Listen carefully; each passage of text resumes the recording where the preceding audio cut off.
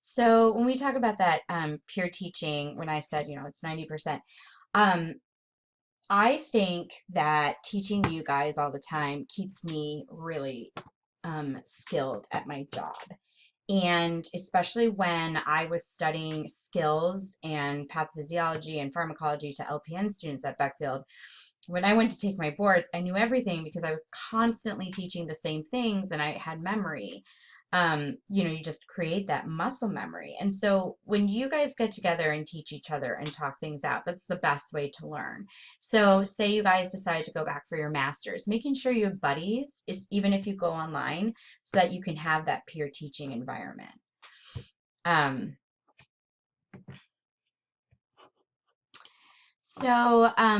Collaborative learning environment. So I want to talk about different ways we learn. So one is hybrid or blended delivery. So that's when you have kind of like, your online virtual classes, and then you also have some traditional components. And so it's a mix of that. And then for, here we have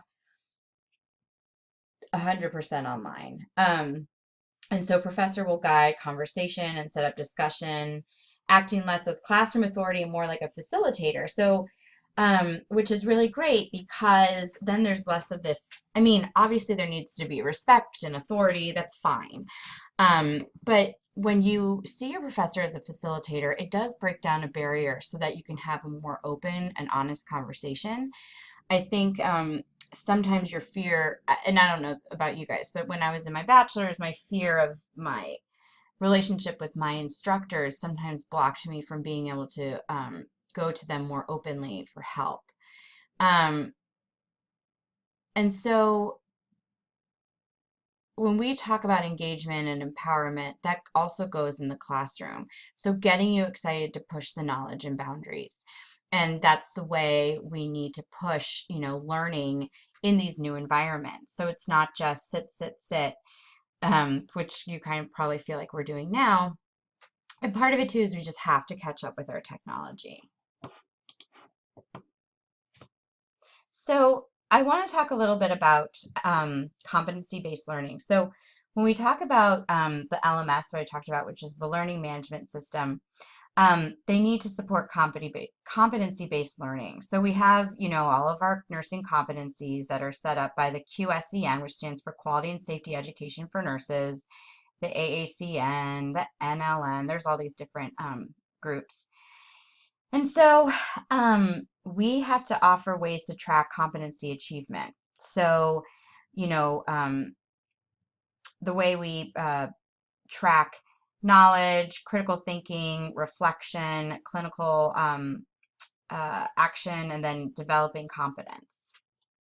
So e-learning, online, web-based, causes quite a bit of a shift. And online learning allows educators to translate theory in different ways, which I think is cool.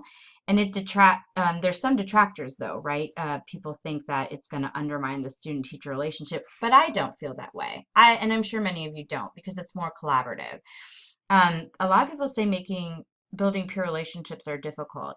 I'd love to hear some feedback from you guys on that. I know for me, I went online for graduate school, but I made lots of friends and like was in people's weddings and still talk and visit with my friends all over the country. So I think it just depends on how engaged you're willing to be. And then they say generally disrupts normal classroom dynamic.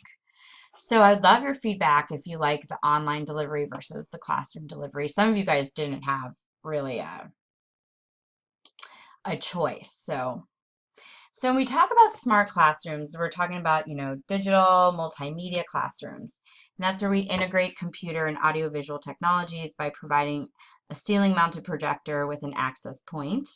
Enhanced smart classrooms, you don't use traditional desks. You allow students to follow a line online. I know with my DNP, it's a very smart classroom. We use Apple and it's just really interactive, lots of different applications. It's not just papers, papers, papers. So social trends emerging from all of this traditional / innovative technology.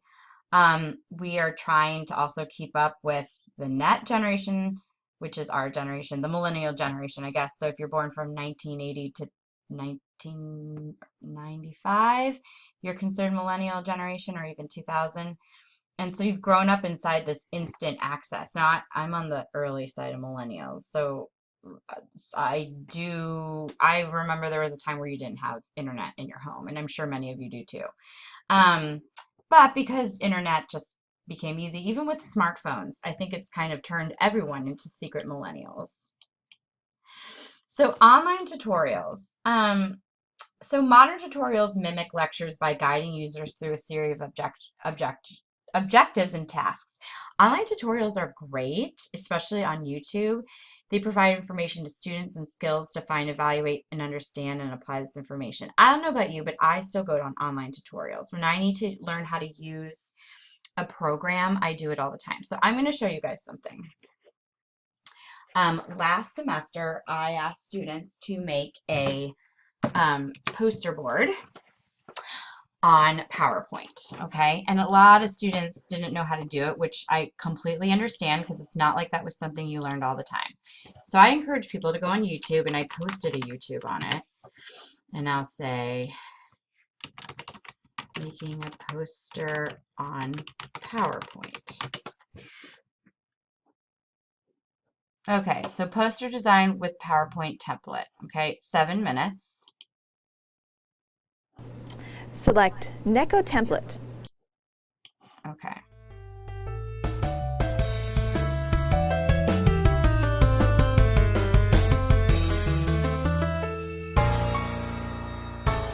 This is a nice little musical entry. How to download the template. Oh, we don't want that one. My apologies. See, that's the other thing, you have to be careful. Okay, making an academic research using PowerPoint. Great. Here we go. Now, we won't go through the whole thing, and I might fast forward because it's long. If you're trying to make a professional poster using PowerPoint, you've come to the right place. I'm Jerry Overmeyer, the Outreach Coordinator for the MAST Institute at the University of Northern Colorado. First thing I like to do in making a PowerPoint poster is getting a template. Now you can get a template, use any template you'd like, but one that works well we have available at the MAST website at mast.unco.edu/forms, and then download the PowerPoint program, PowerPoint Poster Template.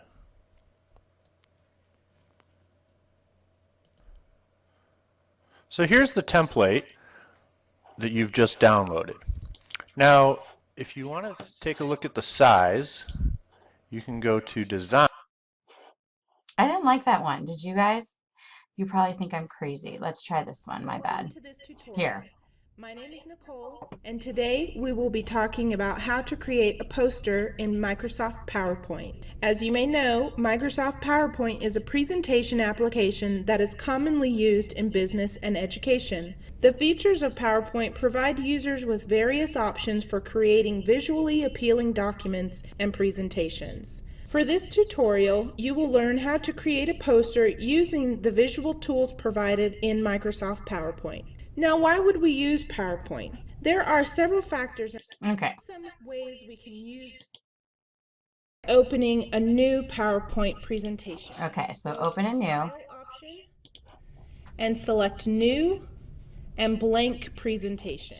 Okay, so I did that. In the Design menu, you'll want to select Page Setup. This will allow us to adjust the page size. And for this presentation, we're going to use a standard 36 by 36 inch poster that is often very useful when doing research paper presentations or poster shows. Click OK. And this has resized our document so that the print size is actually 36 inches square. Now, before you select your final print size, you should contact your print widescreen to determine what the largest format is that they can use, because many can't print above 40 inches. So you'll need to contact them if you want to use any size above a 40-inch document. After adjusting the slide size, it's recommended that you activate the ruler guidelines and guides to allow you to easily align images, text boxes, and other content. So from the View menu, we'll want to click these boxes next to ruler, guidelines, and guides. Okay, so go to the This is a view. basic layout for a poster which could easily be used for a research poster or conference poster. In our next segment, we will talk about some additional items that you should consider to include on your poster to make it most visually appealing. And those are shapes, images, smart art, and text boxes. First, we will add some shapes to So this anyway, slide. I'm not going to go into this anymore, but it walks you through it, right? It makes pretty whatever, and you can watch it really quickly. But the whole point of this is to say that you can do a lot, right? You can do a lot using online tutorials.